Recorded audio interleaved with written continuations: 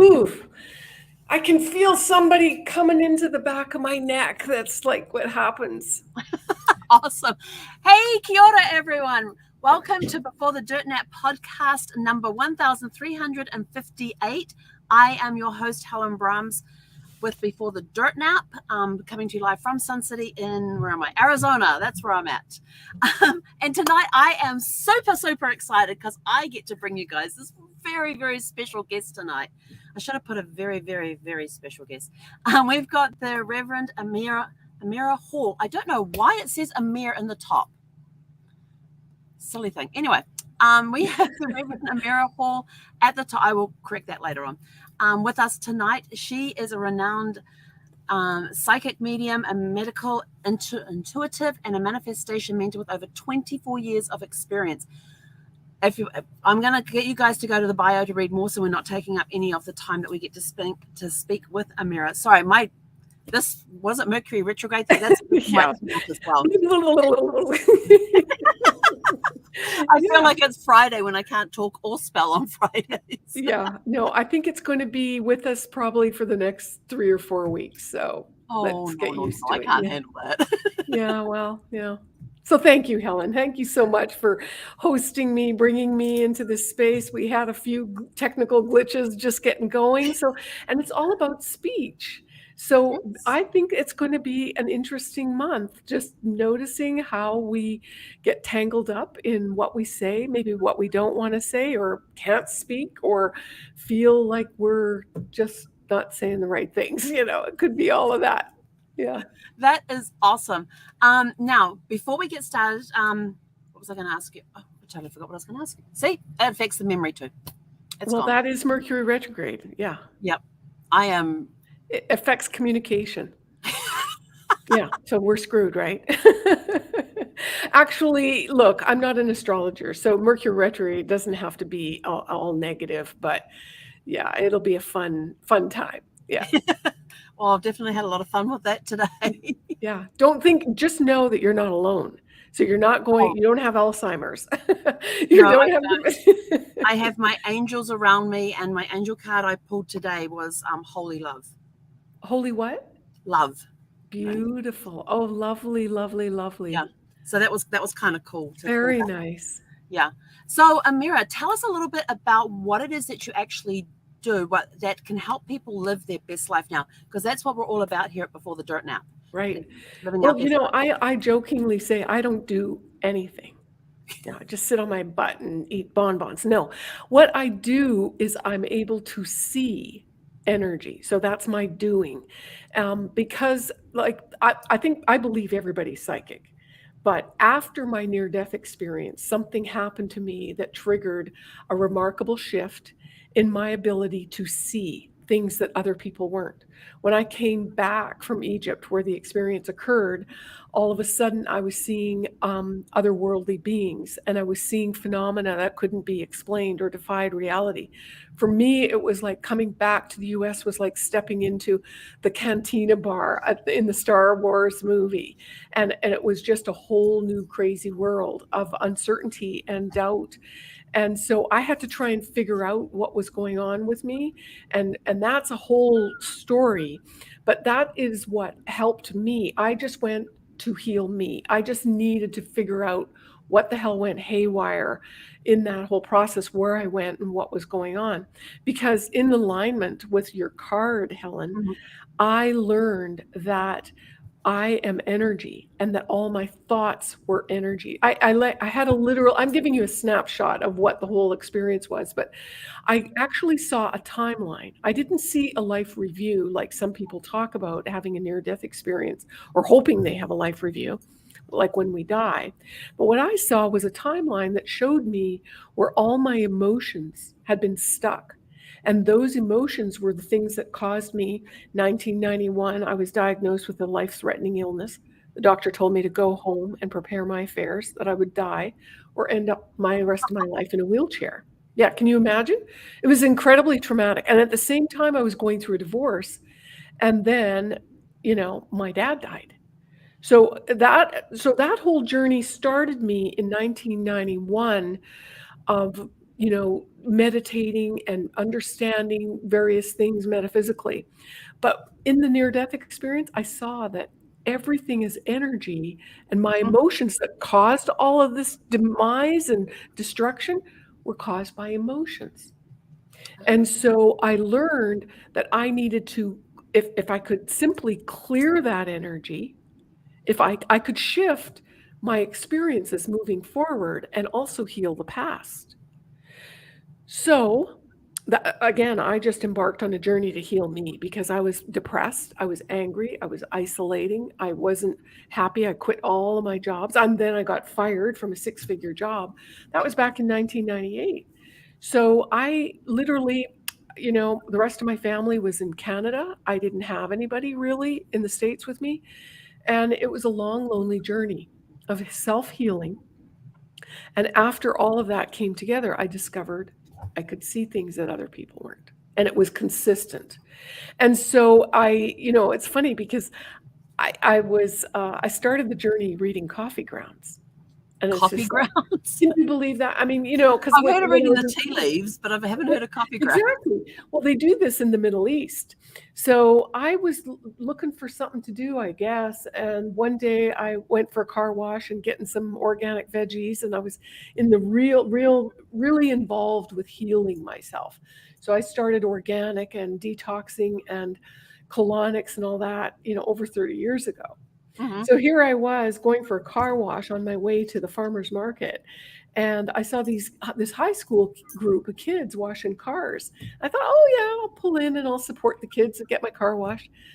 And I went into this coffee shop for coffee while I was waiting, and the coffee shop was dead. And I'm like, there's something really strange with this coffee shop because no place is empty in Saturday morning. There's something seriously wrong.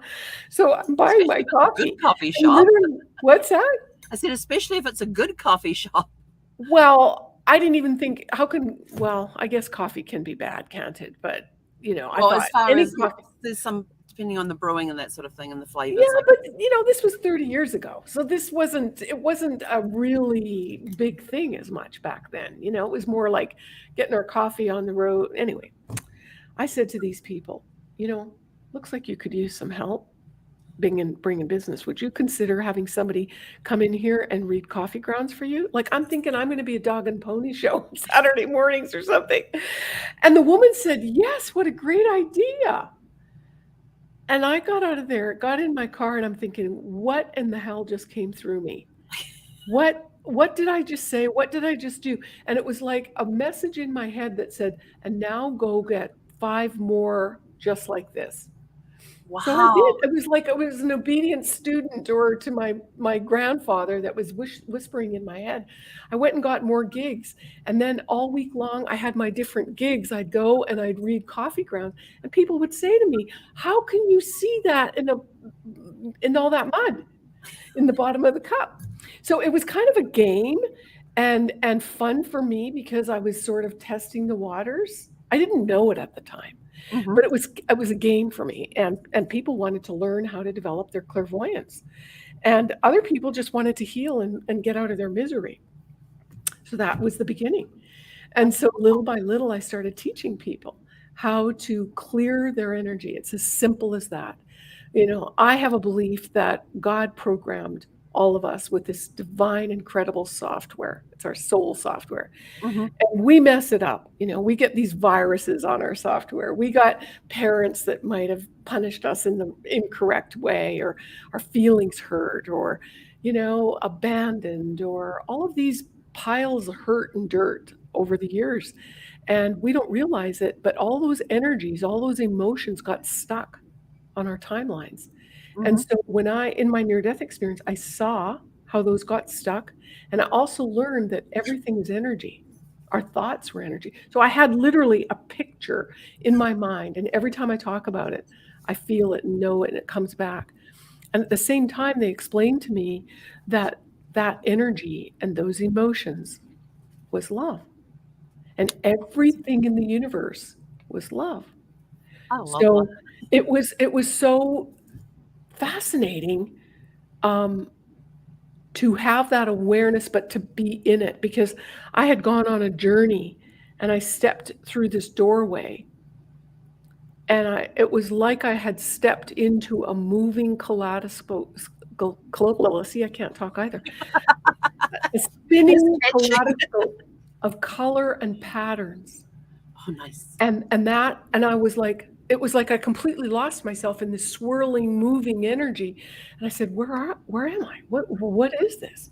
And it was like a voice. It was like God's voice or my guide's voice that said, this is the fabric of all creation. Love that. This is love. It's I not what love we think it is. I mean, we've got all these varying degrees of it. In fact, I wrote the book, How to Love Up Your Life. And Love Up Your Life was my effort, almost 9 years ago to explain to people how to get not only the love, self-love, Mhm. but to the love in their relationships and loving their work or loving whatever it is, loving in your life. And so I have the little exercises in there of techniques that are amazingly powerful. Awesome. Now, one of the things that you talked about is clearing one's energy, and when Uh-huh. when they get the energy clear, things become a lot clearer for them, and they're able to help. They'll be able to help.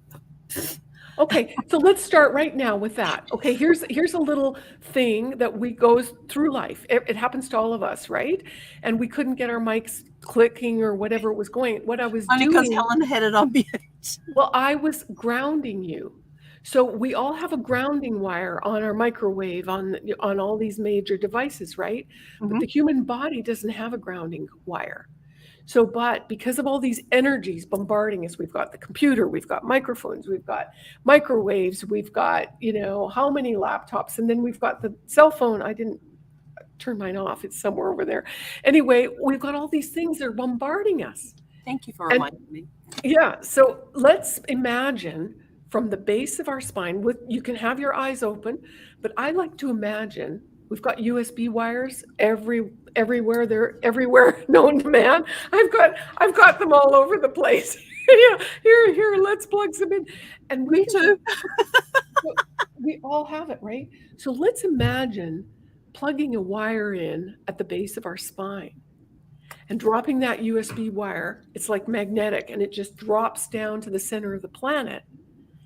And it's an anchor, and it's a way for us to just release like a lightning rod on buildings, and it just funnels that excess energy down to the center of the earth.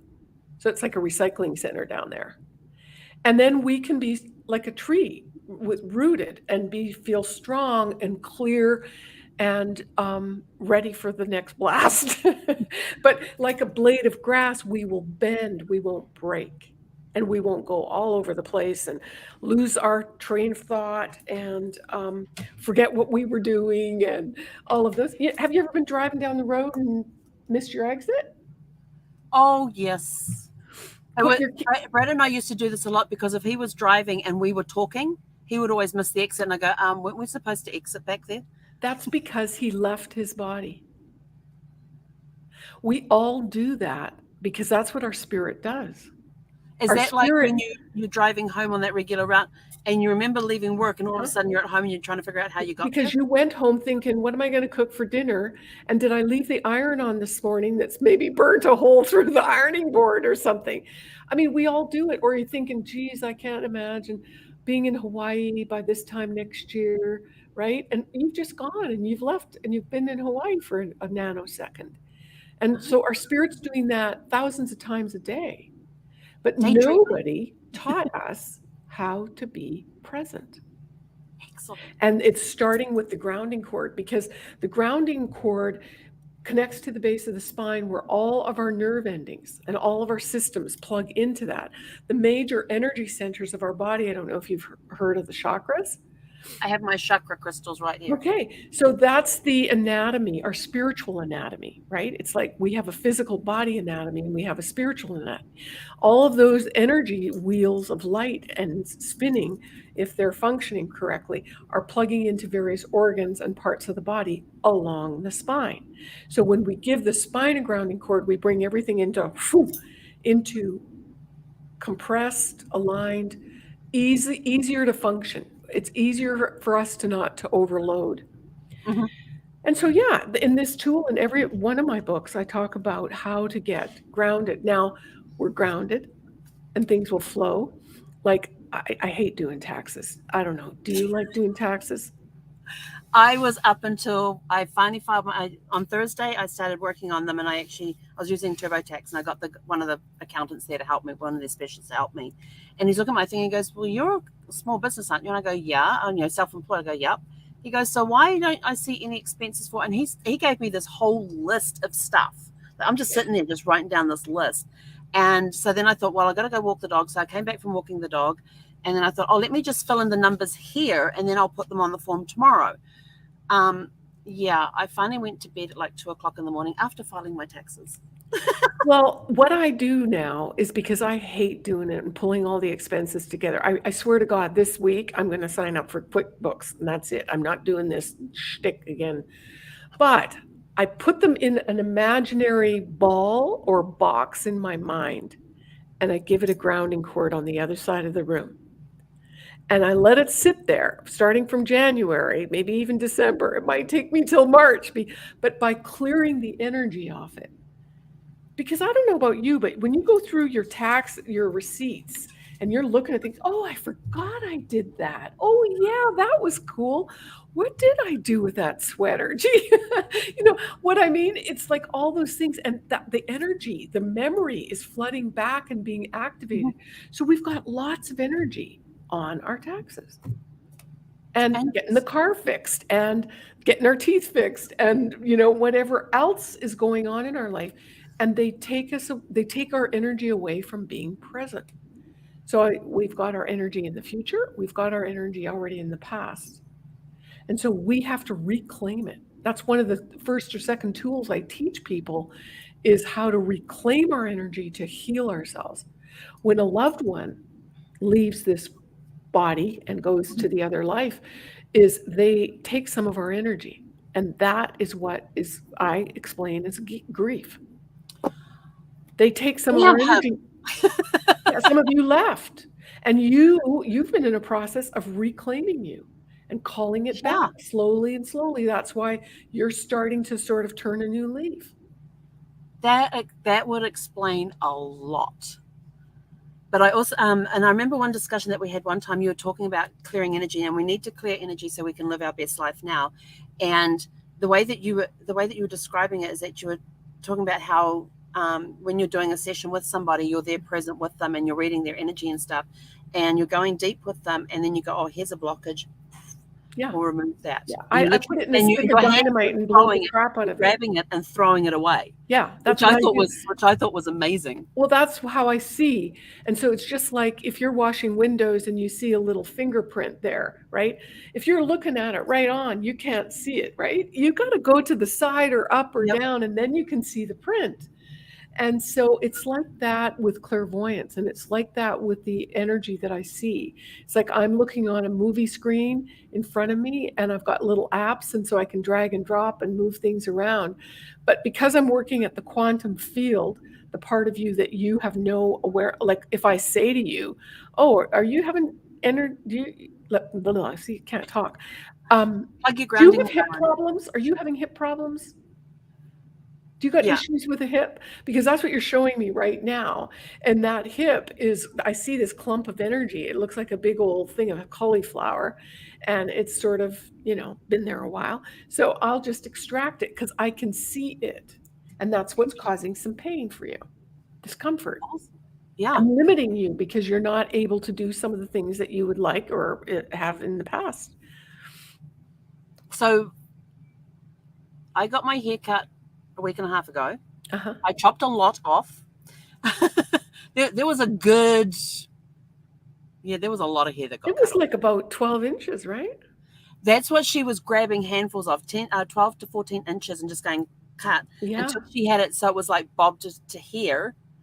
And then she went and washed my hair, and then she Oh, styled it. wow. That's a big Yeah. deal. That's a big change. I was looking But at I your felt, energy. but the thing was, is that I had kind of thought about, do I cut my hair? Do I just get it trimmed and that sort of stuff? And then I kept forgetting about it. And it was 1,182 days of forgetting about it. And I came out of the mailbox, where I pick up my mail from, and there's a hair salon next door. And I thought, maybe I'll get my hair cut today, because I didn't have Zeffie with me because she was at the dog sitters that day.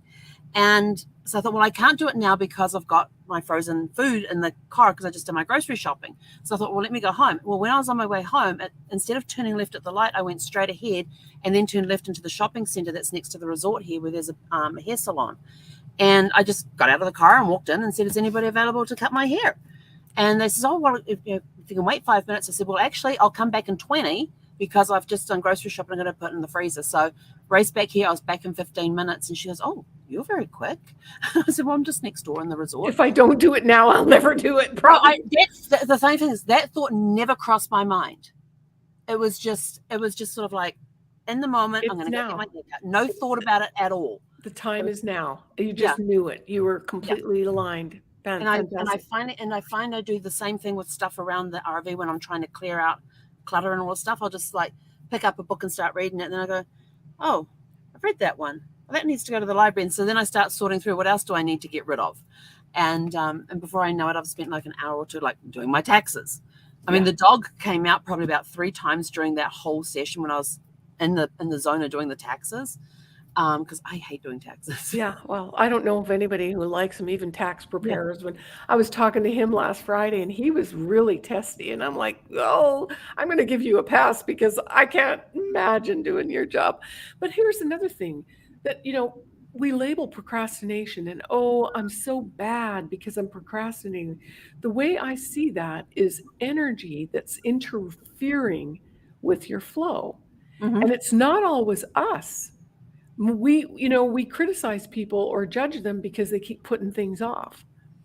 Well, it could be that they've just got some energetic blocks that are interfering with them completing what they need to do. So people, I think, automatically consider themselves bad or, ineffective, or, I don't think it's that at all. I just think it's wonderful to not blame yourself, that it's somebody else's energy and you can just let go.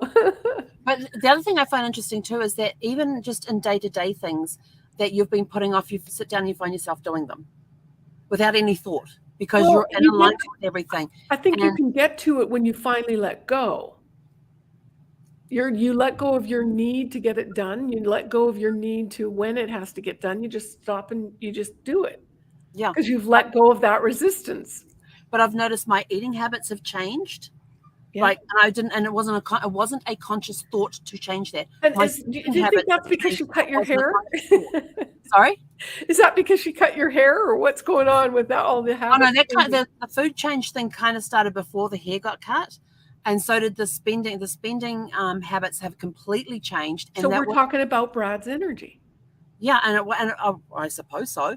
But it wasn't a conscious thought to, I'm going to start working on my expenses. I'm going to start doing this. There was none of that. It just happened.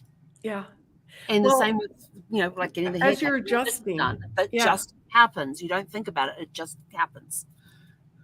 I kind of think about it. I think there's a lot of things underlying it. We don't have to belabor it for sure, but it's such a relief, right? You're just feeling so different. You get to move things differently. So when people are struggling in that place of apathy or depression, or they feel stuck and they don't know what to do different, and they can't think out, it's just in their head, and that's where we clear the energy so that they can then be confident, feel clear, know where they want to go, and who and what they want to do, and spend their time, because it is all about living your best life, right? Mm-hmm. And if we can't have to stay behind after our loved ones have left, we've still got work to do. We've got to be here for a reason. So we are spiritual beings having a human experience. We forget that.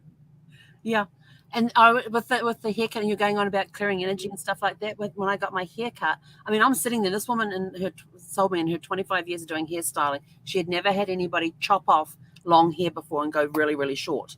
Because she says, how much are we taking off? And I showed her a picture from December of 2017. which was my first Christmas without Brad. And there's me with my short hair. Back then I go like this. And she was like, you want to go that short? And I went, yep. And there was Bertha. And Bertha was having her hair permed at the time. And Bertha was sitting behind me and she said, you're going to go. And she was just like in shock when Emma, the hairstylist, grabbed her thing of hair and cut it. But I will tell you, as my hair was being cut, it felt like there was blockages being released. And the last ones, it was like you were building up for that. And you just knew it was time. And it was symbolic, but you knew it was way more than just physical. But as she's hair. cutting, as she was styling the hair, I'm sitting there vibrating with excitement. And she had to keep telling me to sit still. Yeah. Yeah. Well, because at a quantum level and non-physical and subconscious level, this is a big deal. And you're knowing it. Yeah. Congratulations. Have been asking me, they go, oh, have you found it difficult going from long hair to short hair? And I went, absolutely not. Yeah, the weight alone, huh? I said, the one thing that does screw me up every now and again is every now and again when I flip my head, I used to have the ponytail would go swinging around. You'd have the weight of the ponytail. Well, I don't have that weight anymore. And I'd sort of go, oh yeah, that's right, we cut it off. But it was a freeing experience, and I was just super, super excited to have it done. Yeah. And everything's been clicking, and things have been falling into place since then. So we're gonna wait and see what happens. Well, again, you were building up. It was like a big crescendo, I see, of you really saying yes. Yep. To things that you've maybe unconsciously. I don't think we do these consciously. I think it's really way beyond our conscious awareness of what you're holding back. You didn't know you were holding back, but as I said, giving our loved one their energy back in spirit, reclaiming your energy, and saying yes, I'm not letting you go, but I recognize, you got to go on your path, and I've got to do mine. Yeah, but it's been very interesting experience, this whole grief process and all of that. And I told you about the time that I had the experience with the medium for the first time. Was kind of very, very, very surreal. Unnerved, yeah. Yeah, because I wasn't expecting it. Well, and yeah, I'm not getting any messages. If I get something, please tell me if I'm just, it can be unsettling. On the other hand, I spoke to this woman last week, and her husband dropped dead suddenly on the kitchen floor in January. Oh no. And she's like in her 40s, it's just totally unexpected. And so we were just having a conversation like you and I. And all of a sudden I said, I was pointing, like directed to look up in the sky. Well, I can't see the moon out of my window here. I said, your husband wants you to know that when you look up in the night sky, you see the moon in the sky. And just because you can't touch the moon, it doesn't make it not real. And when the sun comes up during the daytime and you can't see the moon, it doesn't mean it's not there. That is so cool. And he had this big round moon face, and he was just beaming at her, loving her, and wanted her to know that he's always with her. Mm-hmm. And it was such a beautiful message. I don't know that she really believed that, because she's still in a lot of pain. But to me, I thought it was incredibly rich, and remind us, just because we can't see them and hold them doesn't mean they're not there. Yeah. It is a dramatic shift, but that was a pretty special. Yeah. Well, I got told that my dog was sent to me. It was an angel sent to me to watch over me, and that when she jumps up next to me and leans against me, that's Brad's giving me hugs. Oh, that's sweet. And I'm sort of like, okay. Yeah. So I've started calling Zeffie the pet name I had for Brad as well. So the poor dog's confused. She doesn't know what a name is. Yeah. Well, I don't. Every medium, I think, reads it slightly different. Mm-hmm. And I'm a trained clairvoyant, so for me it's a little bit different. I use my third eye, the sixth chakra. It's like standing at the top of a lighthouse, and when you have command and you can see all around you, you can manipulate or see the energies in different ways. So most mediums, as far as I know, don't heal people or don't move the energies like I see. So that's the difference. And so I've been called a medical medium because I can see where the energy block that's creating the dis-ease or the dysfunction. When we clear that or get on the right path. I remember years ago I was in San Diego, and this woman came to me. She worked for the San Diego Police Department. She worked for forensics, Okay. and quite honestly, that freaked me out. Right? Yeah, and so yeah, you kind of froze in that that kind of scary. Yeah, No, I yeah, actually believe find me. it fascinating. I just don't want to be anywhere near an autopsy. Although I'd probably be okay at an autopsy. Well, I California just find the has whole these. forensic field very, very interesting. I do too, but the fact that I was a psychic or a clairvoyant, and you're not licensed, and people in California can, shout, cry wolf. I don't know. I knew as a medium that actually got in trouble because she told a family something, and their loved one died anyway. So I had that in the back of my mind, and I said to the woman, well, I see that your husband's dying. And she said, yeah, but I don't want him to. I'm like, huh, lady, this is not the girl to be talking to. I had a near death experience. Okay, I'm not the person to talk anybody into staying. I know what's on the other side, and it's amazing. So anyway, she wasn't happy with that. She called me again in 6 months, and she said, please, please come to our house. I want you to see my husband. And I'm like, oh God. I paced the floor, I kid you not, the night before. I couldn't sleep, and I was so heavy hearted. What do I tell this man?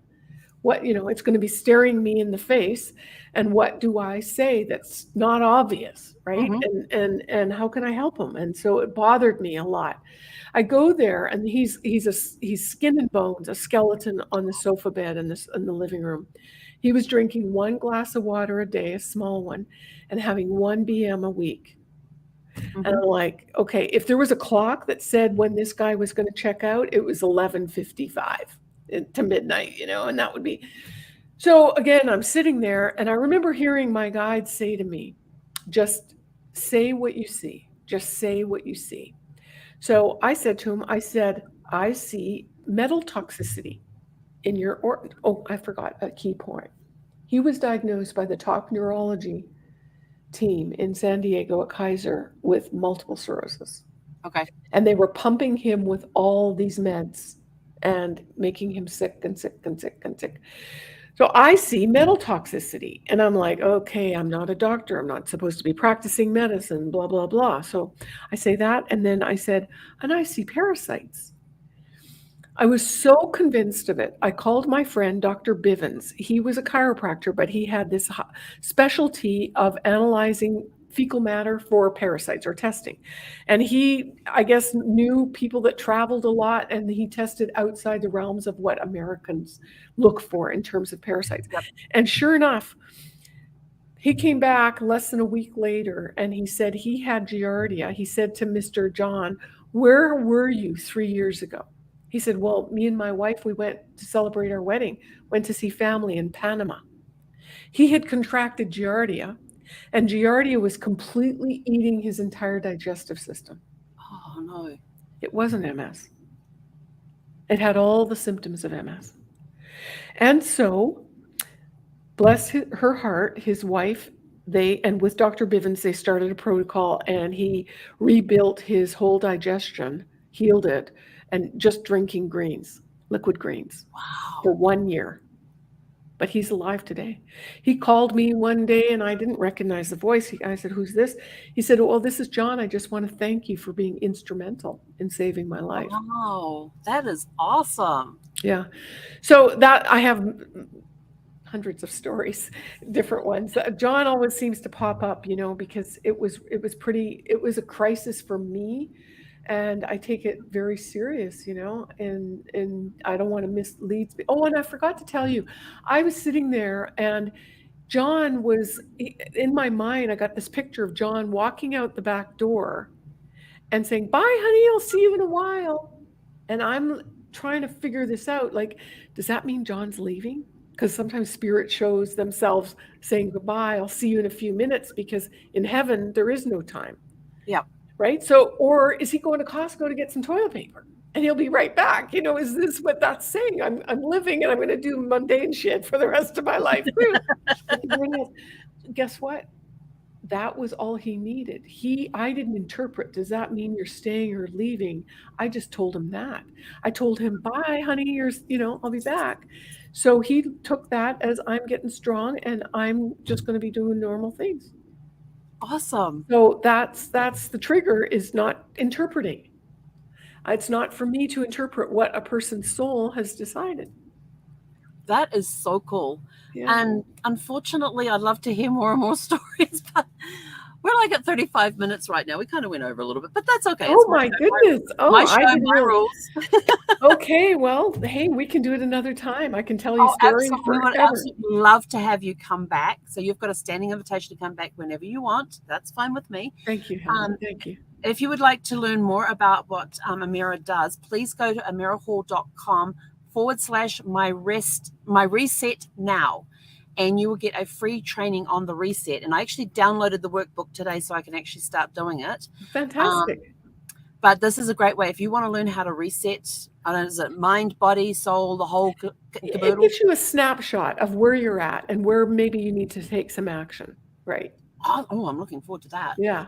So if you would like a copy of to do the reset training, go to amirahhall.com/my reset now. The link is in the description below the video, so you can just click on that and go over there and download your PDF and start working through it, because it's going to be all. I had a quick glance through it, like a very, very quick glance. Don't worry about it. But I'm looking forward to going in there and doing more with it. So Amirah, thank you so much for coming on the show today. I truly appreciate it. Thank you, Helen. Thank you. I love the work that you do. And I totally understand most of it, which at times scares me. It's sort of like people are talking about something and I'm sort of like, I don't really know much about that field, but I actually understand what they're talking about. Well, I think it's important not to be discerning. I really do. Not to take in everything. Just take it if it feels right. Otherwise, let it go. Yeah. Yeah. Let it go. Yeah. So in the meantime, let's just shine bright. Oh, absolutely. And sparkle. Yeah, shine and sparkle. So everybody, thank you so much for tuning in today. Amirah, thank you again for being the guest today. For everybody else, we will be back here tomorrow night at 6 p.m. Pacific, and we have another guest for you tomorrow night. So please pencil that in and come and join us. And I will be posting that information probably tomorrow morning, so you know where to come. So everybody go have a super fantastic sparkling evening, and we'll see you guys back here at 6 p.m. Pacific. Hei konara. Bye-bye.